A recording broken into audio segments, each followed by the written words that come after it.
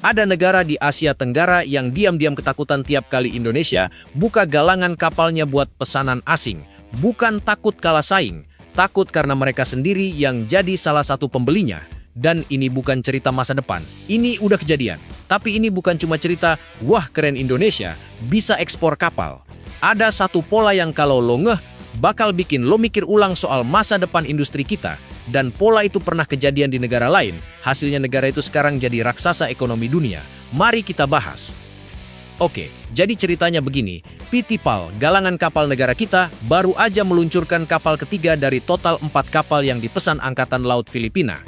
Kapal ini bakal dipakai dengan nama BRP Ilocos Norte, kode LD603. Ini bukan proyek dadakan ya, ini kelanjutan dari kerja sama yang udah jalan lebih dari 10 tahun. Kapal pertama, BRP Tarlac, mulai dipakai Filipina tahun 2016. Setahun kemudian nyusul BRP Davao del Sur di 2017. Filipina puas order lagi dan lahirlah 2 kapal generasi baru. LD603 yang barusan diluncurkan dan LD604 yang rencananya menyusul. Uniknya, kapal jenis landing platform dock ini nggak cuma buat perang-perangan. Fungsinya ibarat truk serbaguna versi laut. Bisa angkut ratusan pasukan sekaligus alat berat, bisa jadi gudang logistik apung, bisa dipakai buat evakuasi korban bencana, dan tetap punya kemampuan menjaga wilayah laut. Jadi satu kapal, 4 peran. Masuk akal kalau Filipina yang punya ribuan pulau kepingin banyak-banyak. Dari sisi ukuran, panjangnya 124 meter, dengan lebar hampir 22 meter. Bobotnya sekitar 7.200 ton kondisi standar. Kalau lo susah bayangin, coba pikirin lapangan sepak bola. Panjangnya kira-kira segitu.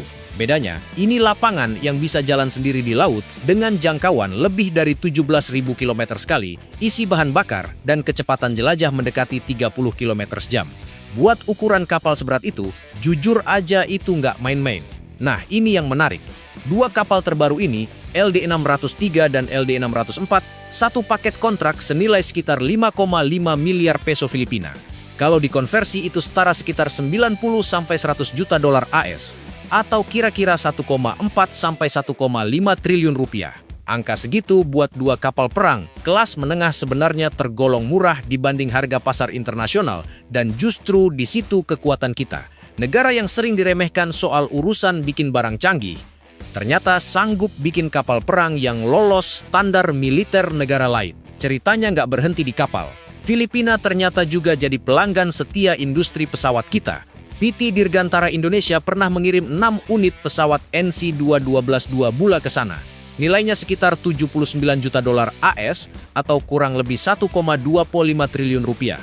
Pesawat ini kelihatan sederhana, tapi justru kesederhanaannya itu senjata utamanya. Dia dirancang buat negara kepulauan, bisa angkut sampai 3 ton barang atau puluhan penumpang, dan yang paling gila, dia bisa lepas landas cuma dengan landasan sepanjang 700-an meter, bahkan mendarat cukup di bawah 550 meter.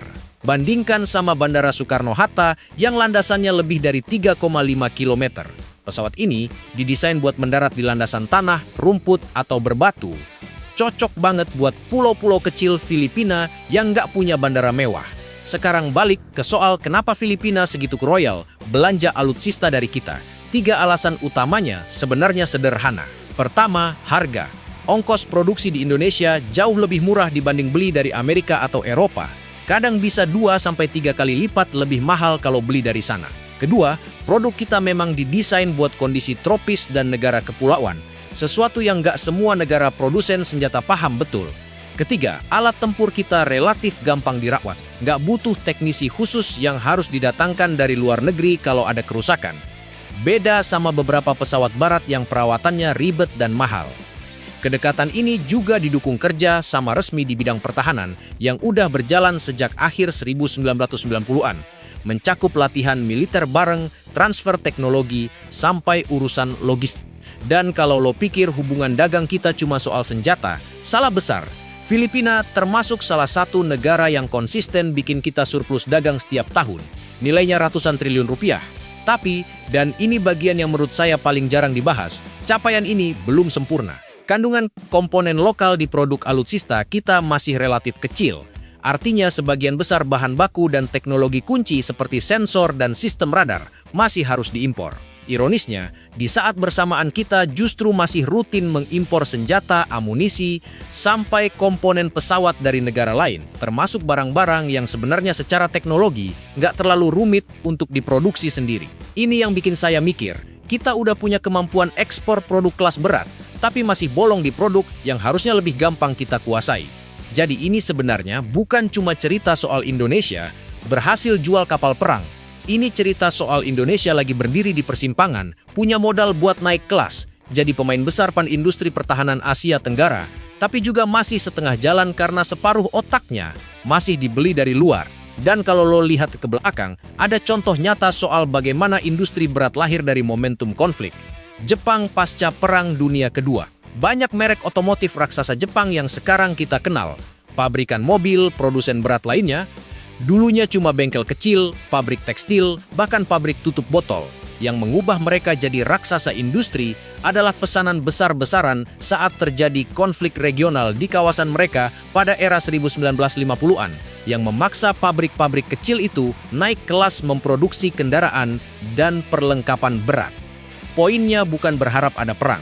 Poinnya adalah setiap kali kawasan jadi tegang, entah soal sengketa laut atau perlombaan senjata regional, di situ juga ada permintaan yang meningkat buat industri pertahanan. Dan kalau kita cukup jadi penonton, sementara negara lain yang mengisi permintaan itu, kita kehilangan momentum yang sama seperti yang dulu bikin negara lain melesat.